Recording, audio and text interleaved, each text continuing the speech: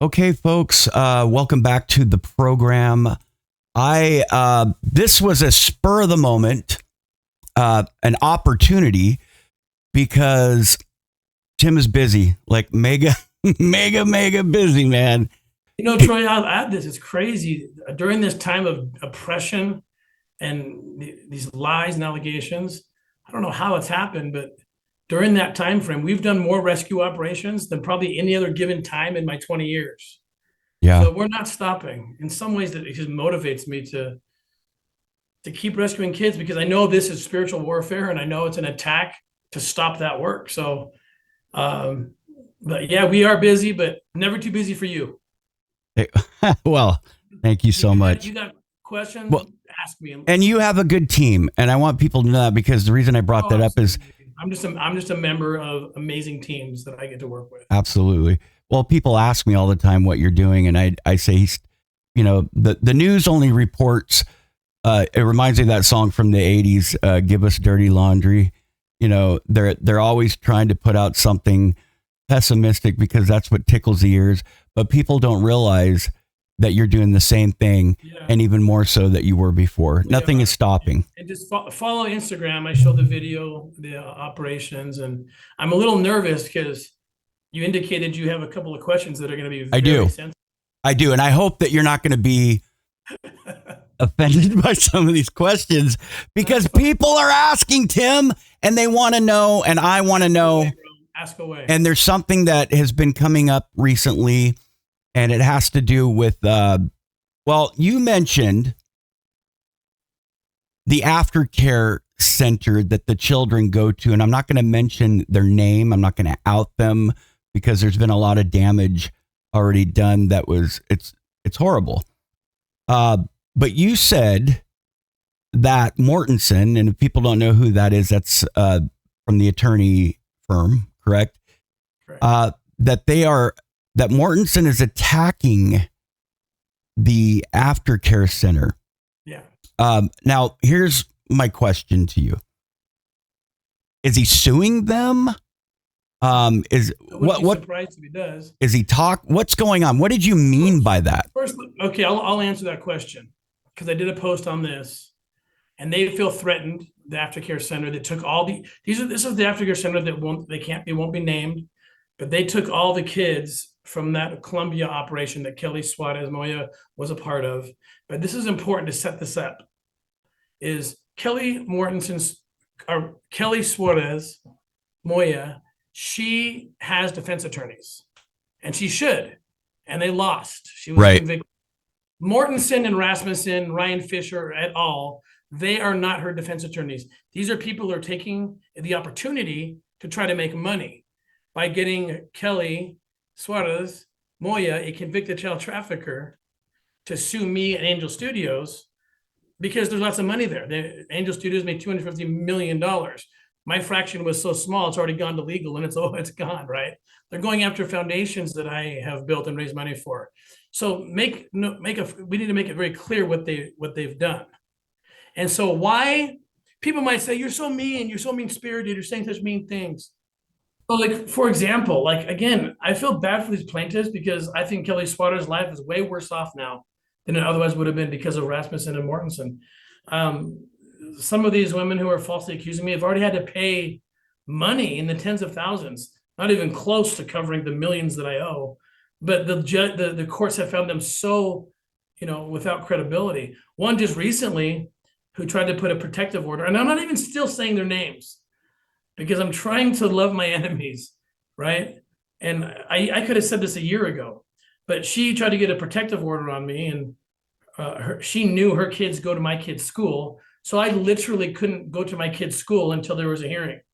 I mean, I had tearful moments, many with my children, dropping them off blocks away from their school and then calling them to make sure they get there on time. We have 9 kids. Catherine needs my help, right? It was horrifying, and she knew what she was doing. And guess what? When we finally got to the hearing, the judge just looked at her and said, "You're not credible. Your story has changed 3 or 4 times. You're not credible." And she said, "All I need is preponderance of the evidence. And I can't even get there because you've changed your story so many times." So she lifted the protective order. Well, what I don't understand about these women, I'm not going to say her name, But it's just like, don't you know she's trying to paint herself as this innocent housewife who went to a strip club to be trained to see if she could handle it, and she couldn't handle it. We cut her off because she came on to me. And we got the texts. Like literally the day after the alleged abuse, she's texting our team, when's the training? When's the op? But I don't understand that. They don't understand that we have to then disprove, like, well, Tim, why did you cut her? And one of the reasons I'm going to say I have to, I don't want to. Again, I've given them a year. I'm going to tell her the story that's going to be corroborated by 100 people. She told me that she seduced one of the members of her bishopric and had sex with him. And for those who aren't watching, this is like the local leadership. There's the bishop and 2 counselors. That's all coming out.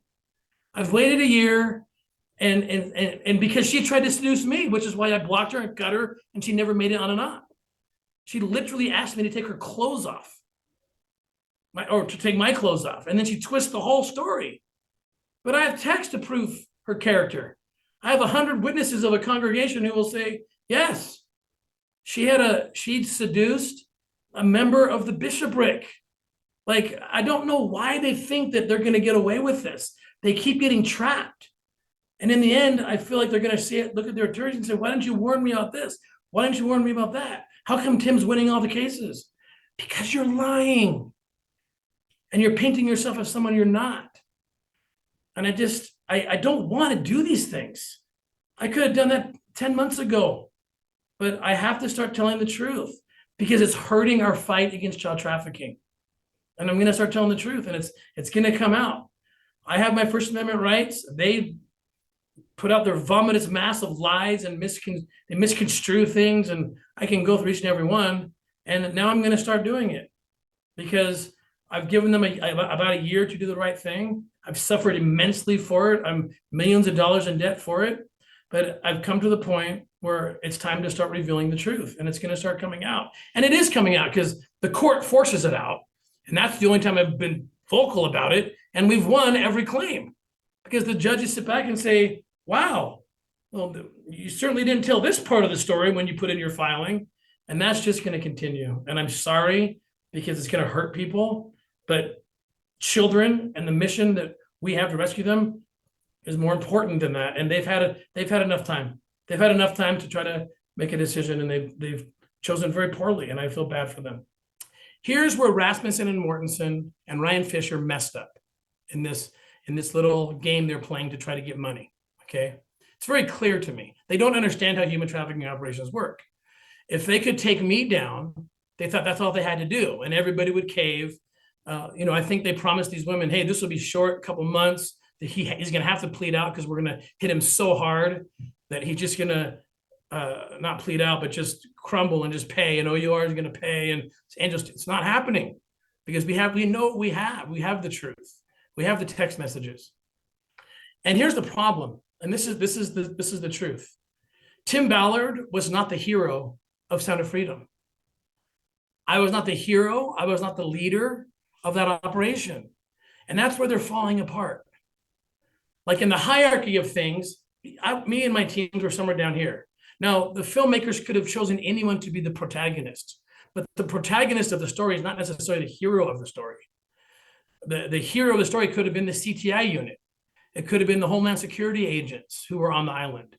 It could have been following just one of the children who was the real hero. It could have been a story about this aftercare center. So here's the problem is they take on me, and then they get into it and they get stuck in it. And then they think, oh my goodness, now what do I do? It's not just Tim I got to take down, because they're trying to say that I paid these kids to be paid actors to come on this island. But now you got to get on the U.S. Embassy. You got to get around the entire government of Colombia. And most importantly and sensitively, you have to get around the aftercare center. Who they're enraged. I'm not going to name their names because they are fearful. They're taking care of kids right now, and they're scared to death of the likes of Mortensen and Rasmussen because they see them as cozying up to the cartels, because they are still representing someone who was selling kids for sex. And so, yeah, an attack. If you're going to say these kids were paid actors, and you want to continue that lie, then that lie has to continue, and you have to say that they went to aftercare for years as actors. Okay, how would you feel if your kid was being sexually abused and sold for sex and went to aftercare, and you're in Colombia living there and struggling, and you're dealing with the most dramatic, traumatic thing that's ever happened to your family, and some gringos from America come down and say it never happened? How would you feel as a parent? That How do would you think that child horrible. would feel? Yeah, feeling like it's like we finally get out of danger. My child is being rehabilitated, getting help, and then the hero that helped, the same country that he's from, is coming down here. I mean, it's obvious. And I wanted to mention something too, that the devil's in the details. Look, this is messy. People don't want to hear messy things, but this is the truth. And this is what has to be said.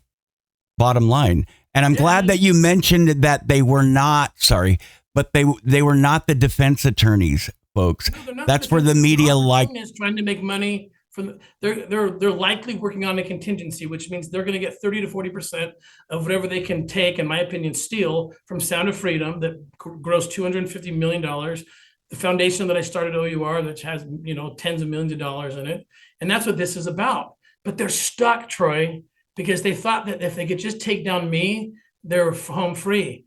But they can't. They can't do it without taking down all these others. And now they're going to have to pretend that this aftercare center, I've met these people. They've given their lives. These children have been separated from their families to get healed in this facility. And you have to now say that this cosplay, as Alan Mortensen and Ryan Fisher have called it was all fake. So was the 3 to 4 to 5 years of aftercare fake too? These paid actors just stayed in there. They don't know what to say. And let me ask you something. When you don't know what to say and you're losing an argument, there's a telltale sign. When you're losing an argument that bad, you start saying things that are unhinged. You resort to ad hominem attacks. And it's people see through it. He's called me the closest thing that Utah's ever seen to a mafia boss. Okay, that's like when you get into an argument with someone and you're losing so bad that you're like, oh yeah, well, you're a Nazi. Okay, argument over.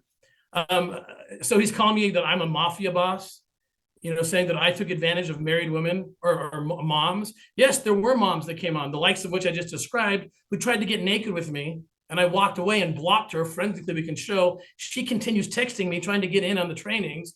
The other girl who got kicked out of a training because she asked me to come to her hotel room, I have mountains of texts of her saying that she was hypnotized by my baby blue eyes and we had such a great connection. And why are you doing, why can I see you? Can I see you? Does she think these things aren't going to come out? It's bizarre to me. It's bizarre to me. And they're being discredited left and right. But I've been patient, Troy. I've been patient. I've waited a whole year.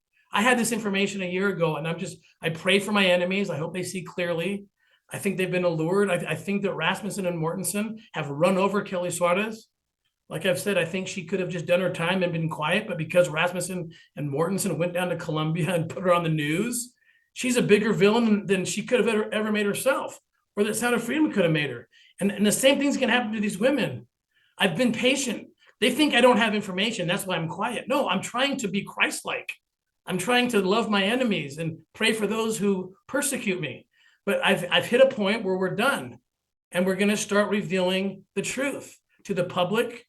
Every time they go to the court, like I said, the judge looked at this woman who wanted to see me naked and literally told me about a sexual affair she had with a clergyman in her own church. Does she think that's not going to come out?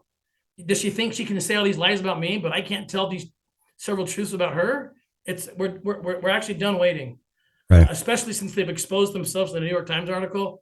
All right. I didn't even tell the New York Times these things. That's how patient and forgiving I'm trying to be. But I'm grateful for that New York Times article because we're ready to go now and things are going to start coming out. So yes, I do. When you come after me, you're coming after children. It's not me being mean spirit or eye for an eye. It's me defending children against threats to children. Rasmussen, Mortensen, Suarez, Ryan Fisher, all those traffickers, and even these plaintiffs, I don't think they're intentionally realizing it. I think just like Rasmussen and Mortensen have run over Kelly Suarez and made her a bigger bad guy than they ever could, they're setting up these women for the same reason. They don't even know I think they just forgot what they put in their text. They forgot there's a long history that makes no sense. You know, I'm not going to say more because we're going to put it out later, but Yeah. I think in the end, they're going to look back at their attorney and said, you set us up. You didn't, because the evidence is against them, believe me. And we'll save that for a different show because it's going to come out, but I've given them a year and they've made their decision. And so I'm defending not only my family and myself, but mostly these children who are scared to death. I mean, they revealed the name of one of the victims on that Columbia operation to try to score some kind of political point. It didn't work. We've had to move this person and his family and his 3-year-old daughter 3 times. We're now moving him out of the country. And the things he has to say are going to be mind-blowing, but we just can't say it yet. So anyway, that's why I did that post. Okay, I want to repeat. I was not the hero of Sound of Freedom. I was the protagonist. Any number of people could have been the hero. And that's where they messed up. That's where they messed up, is they didn't realize that by attacking me, they're attacking the aftercare, they're attacking the U.S. Embassy, they're attacking the Colombian government, and worst of all, they're attacking the children who have suffered severe abuse. So that's all I got to say about that. Let's get into the scarier questions. The scarier questions. Thank you so much for that. I mean, that was more than ample. You did answer a lot of. I got to mention this. Also, when you're losing an argument, you call someone whatever you can. They used to, Rasmussen, Mortensen in particular, Mortensen, he used to refer to her as Kelly Suarez Moya, innocent woman. Now she's been convicted. But now he's referring to her as a person of color, okay? Another telltale sign for thinking people. When you get desperate and you're losing, you play the race card, right? So now apparently I'm a racist, and I targeted her. Everybody knows this. It happens to everyone in politics. Just call them a racist and you'll win. No, people aren't buying that anymore. No. She's a person of color. Therefore, she's been singled out. And remember, I've told this story and we'll tell it again when we get permission to do the videos. I didn't approach Kelly Suarez Moya. She approached me, and I have the video evidence of that. I didn't go pick her out. I was approached by one of her partners. He said he has little kids to sell to me. And he says, but before so, I need you to come meet my partners. This is Kelly. Kelly introduces herself and participates in multiple scenes, not just one scene where she fills in the word of a trafficker as Mortensen wants to pretend. We have a whole litany of videos of her constant participation in this. But again, everybody knows it. When you play the race card, that means you've lost the argument. That's right. Yeah, you're stuck. You have nothing else to say. They do it in politics. I'm a mafia boss, and I'm a trafficker, and I'm now a racist. And by the way, I left my job at the U.S. Department of Homeland Security, where I was, mostly working on U.S. cases, because I left principally to go out and to those countries that didn't have resources. I don't care what color, race, creed, nationality the child is that we're rescuing. And I think I proved that by the fact that I've adopted 2 Haitian kids that we rescued. Go watch the documentary Operation Toussaint. I have 2 Black children who I love as my own, right? And equally, I don't care what color, creed, nationality the trafficker is.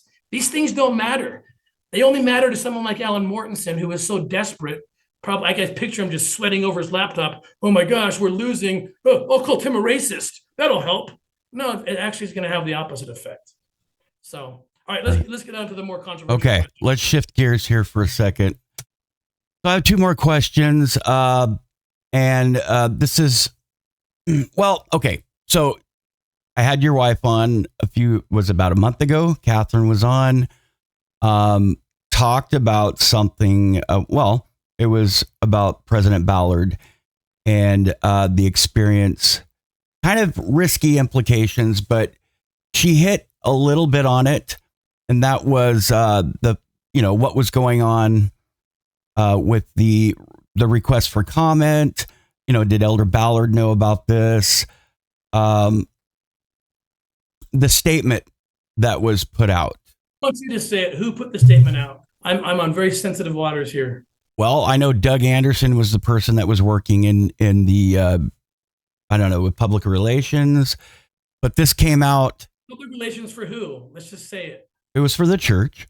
The Church of Jesus Christ of Latter-day Saints. Yeah. A guy named Doug Anderson put out a statement, unprecedented. I mean, I don't know how many hundreds of years back you got to go to see that a representative of the Church of Jesus Christ of Latter-day Saints would put a statement out. And in that statement, it says, basically calls me immoral. And then it says that I never did projects with the church. Okay, before I answer it, and I've never had to answer this question, my wife made a very brave statement, and I hope you can maybe insert a piece of that in there because she's much more eloquent than I am. I kind of was just trying to be prayerful. And then finally on Friday afternoon, I was like, you know what? It's been in my head all day. Just, you should call. So then I was like, okay, I'm just going to call. Maybe he won't pick up, but I'm just going to call. And I mean, I was nervous because there's this statement and it's like, does he think that now? Like, is that, I couldn't imagine it because we love him and he loves us. Like, he just so loving. Anyway, so I called on the Friday afternoon, just after that statement came out. And it ends up that timing, of course, the way the Lord works, it was so perfect. I wouldn't have been able to get a hold of him at any other time. So he picks up and I just talked to him and I said, Elder Ballard, we don't understand what is this statement? And he said, what statement? And I said, there's this statement out in the news that the church is against him and that you are against him, or, I can't remember the exact wording. I'm paraphrasing. And he said, but I remember he said this, well, I know nothing about that. What are you talking about? Where is this? And I said, I think it's everywhere. That's what I'm hearing. It's like in Deseret, it's like everywhere. And he said, well, I don't know anything about this. Before I answer this question, I want to say this, okay? I have a very strong testimony of the restored gospel of Jesus Christ as manifested by and through the Church of Jesus Christ of Latter-day Saints. This is not shaking that at all. I've written multiple books that were published by Deseret Book about that. My testimony is not shaken at all, okay? But I'm also allowed to tell the truth. And that's what I intend to do today. And I want to make it just real quick, Tim. I also want to make that clear. This is not an attack on the church. The reason I asked this is because I personally believe from some of my, I guess, investigative reporting that I did 9 months ago. I mean, I don't believe it was a coincidence that this happened right after you were going to announce your run for the Senate, and a lot of other things we don't have time to get into. But I'll just say this. First, about the statement. If a group of people go in, that's what happened. These women went into the church and said, Tim Ballard did X, Y, Z, W, X, whatever. Okay. If you really wanted the truth, let's say that your kid's teacher came to you. Okay. You're a father and said, hey, your son committed sexual acts against this girl who's making the claim. Would you, as a parent, would your first move not be to sit down with your kid and say, hey, this person's saying this, give me your side of the story? Yeah. Do you think anyone from the PR department or even my bishop or stake president or anyone before that statement came to me and said, hey, Tim, these allegations, give us your response? How many times do you think that happened before that statement came out? Well, I personally already know that it didn't happen at all. Zero. So let me ask you something. Does that sound like the PR department was looking for truth? Or might there be another reason? If you look at those lawsuits, President M. Russell Ballard's name is mentioned all throughout it. And these women are lying through their teeth and they know it. They're saying that basically Elder Ballard told me to do operations a certain way. Never had a conversation. I didn't need to persuade anyone to do anything. They were lining up. We were cutting them constantly because of things like inviting me to your hotel room, cut off. The girl who had the affair with the clergyman, cut. When I found that out and she asked me to get naked with her, she said, because it would just be for comfort. Dude, I blocked her. It's all forensics. Okay. They didn't go on ops. Okay. So but these group of people went to the church and they lied, because it's a convenient lie, because everybody knew that I'm very, very close. I was very, very close to Elder Ballard. He considered me, I'm not exaggerating this. He told me and my wife many times, you're like children to me. You're like my grandchildren. I've traveled with him. I've been in his home multiple times. That's how close of a relationship that we had. So a group of women go to the church and say, Elder Ballard's implicated. So the church PR. There's a difference between the church and people inside the church. This is important. Even in the Book of Mormon, it talks about there's the church and those who profess to be part of the church, right? So that's why I can never say the church. I will never say the church.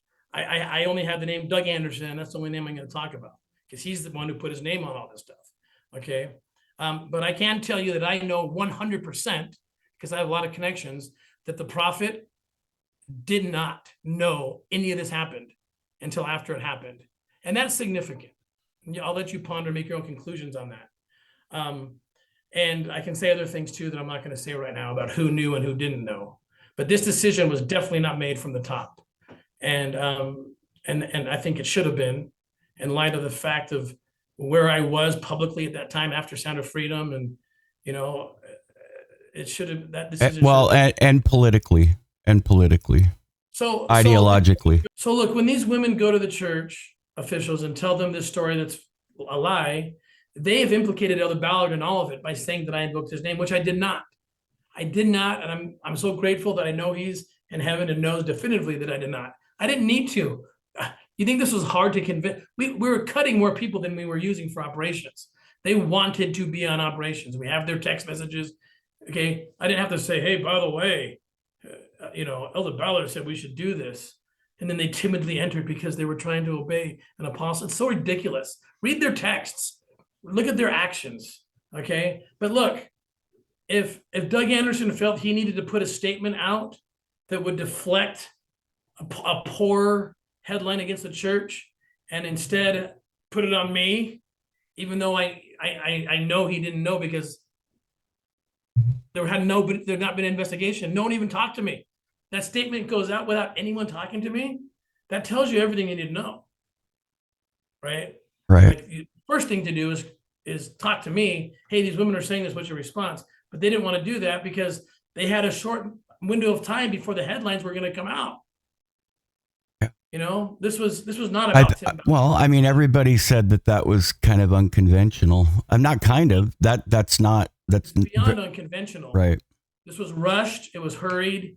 And if I have to take the bullet for the church and make the headline about me so that the name of the church wouldn't be hurt, we were both lied about. We were both victimized.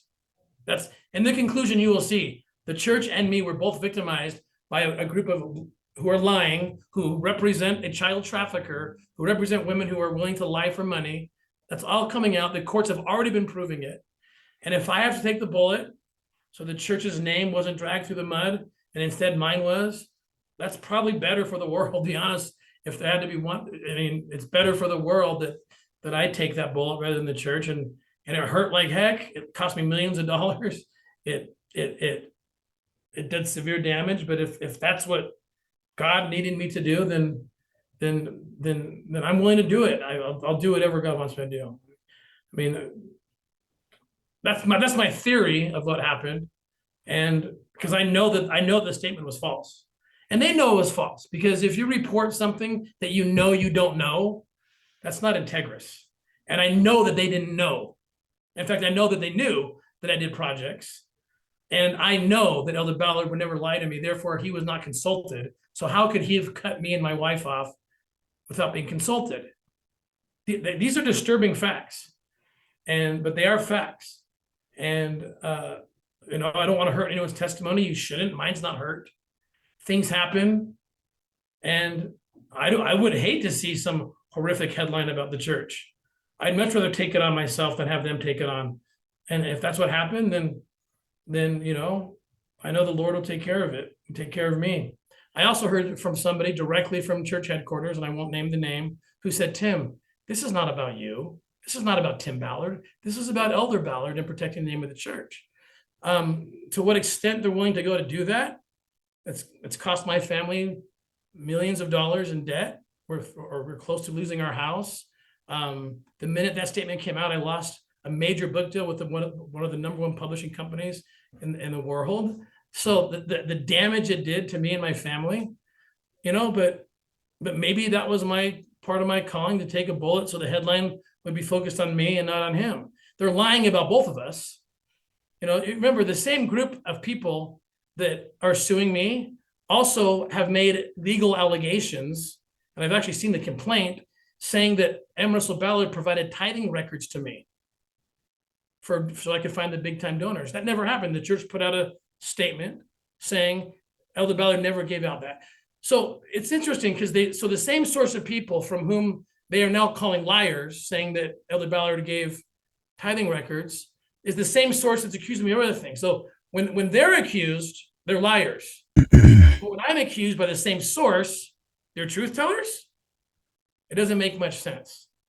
But the point I want to get at, and I'm going to repeat Catherine's words, she says it much better than I do.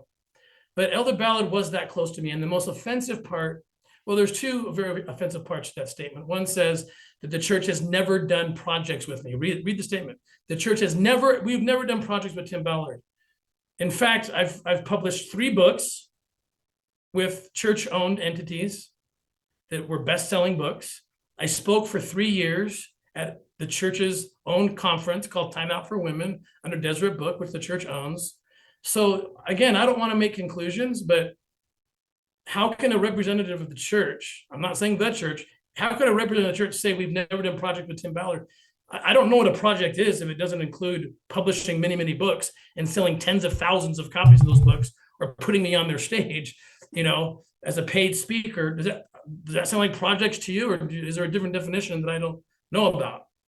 But the most offensive by far, and I hope that President Ballard's family is listening to me, because the damage that was done to me and my family was so severe. But the worst one was they said that Elder Ballard has cut ties with me, disavowed me. I betrayed our friendship. Now, let me ask you something, Troy. If you disavowed me, if that was a true statement, wouldn't there have to be some communication between you and me? Or if I disavowed you and my representative said, Tim has disavowed him, doesn't that imply there's probably a communication between you and me that says, hey, Tim, I've got to disavow you? Especially from an apostle.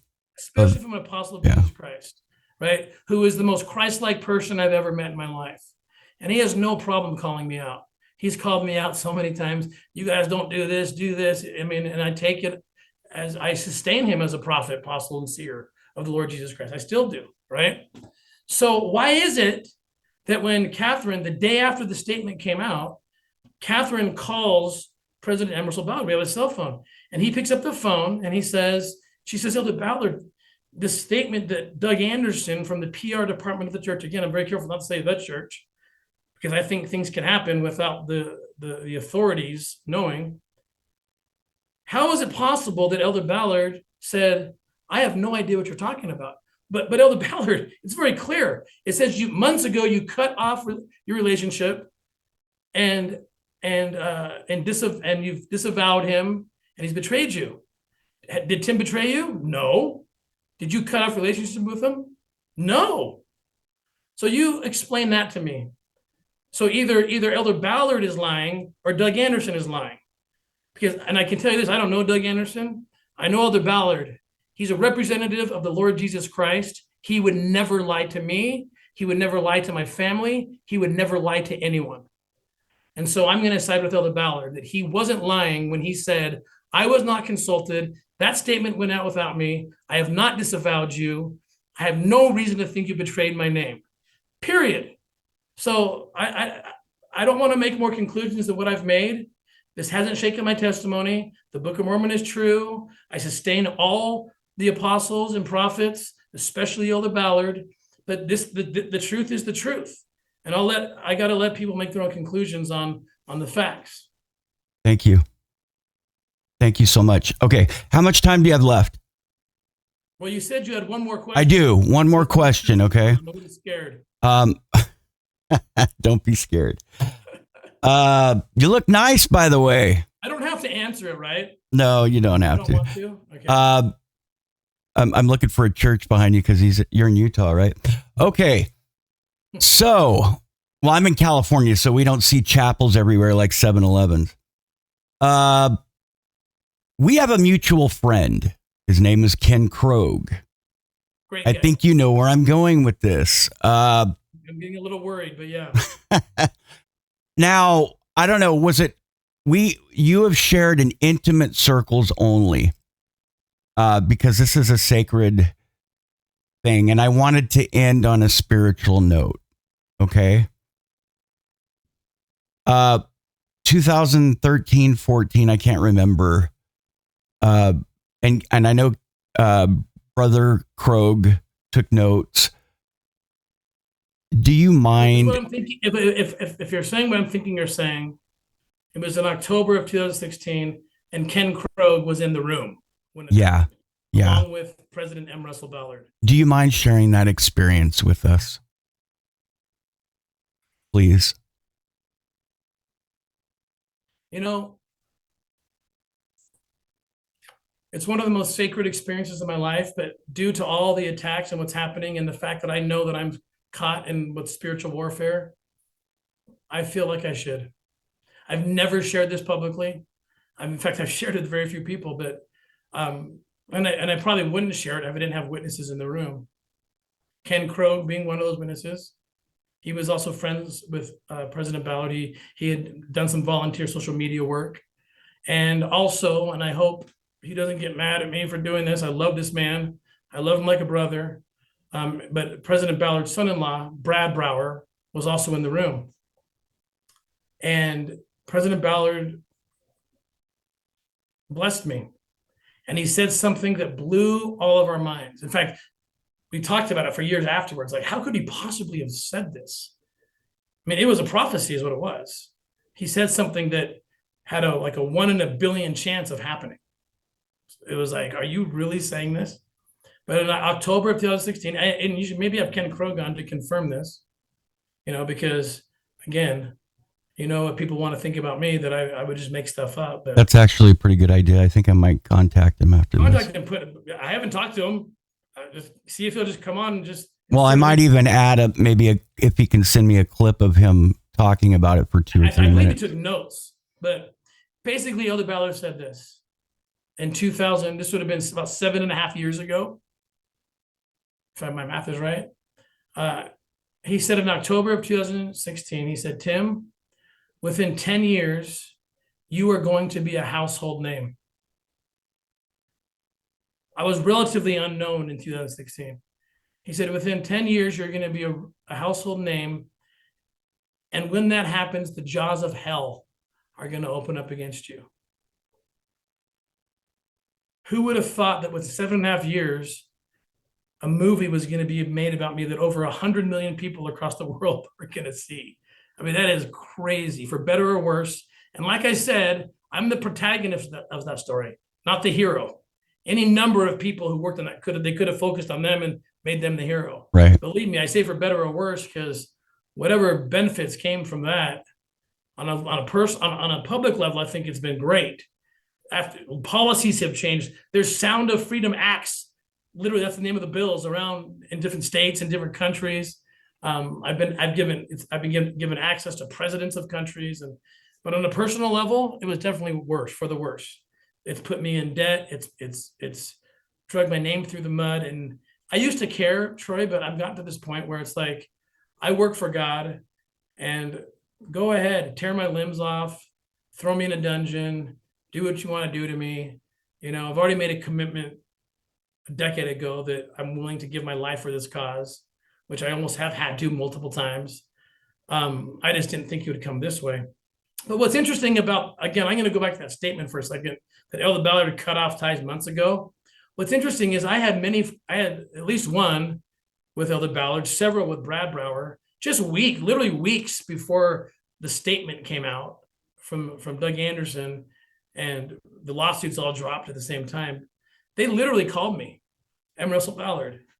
So, and Brad Brower. And they said, and this was towards the end of seeing the success of Sound of Freedom. And they said, Tim, do you remember the prophecy? Holy cow, who could have predicted that a movie would have been made about you? And that was, and then 100 million people would watch it. Wow. And then we kind of joked about remember the other part, the jaws of hell? What's that going to entail? Never could I have imagined that would have begun with that statement, because that's what it was. And then that statement poured fuel on some embers, and then it became a blazing fire. And that's unfortunate. But well, I am grateful that there's never been a headline that said Elder Ballard allegedly involved in some kind of sex scandal. I'd much rather it be me than him, because he represents the church that I love. And I felt that was an important component. I just wanted to say that, because that kind of blankets and answers, especially it shows there was no disavowal. It shows there was no disconnect. It just corroborates. And we have the phone records, by the way, of the phone call. I can show you the phone records. Elder Ballard did not know anything about that statement the day after it came out. And I'm going to let you guys make your own conclusions on that, but that should disturb a lot of people. Yeah. It's disturbing. Are you disturbed by it? Well, I'm still at awe with the blessing. It's that's what I'm thinking about right now. No, it's disturbing. Yeah. But what I'm saying is I'm at awe that's a miraculous statement. That is prophetic. You know what I mean? And all it did was confirm the testimony I already had, that M. Russell Ballard is a prophet, seer, and revelator, as are the entire quorum of the 12. And I believe more than ever in my life that the restored gospel of Jesus Christ is here on the earth and is manifested through a vehicle called the Church of Jesus Christ of Latter-day Saints. That's not going to stop. Nothing can stop me from believing that. I've had too many experiences. Go read my books. I bear testimony in multiple best-selling books.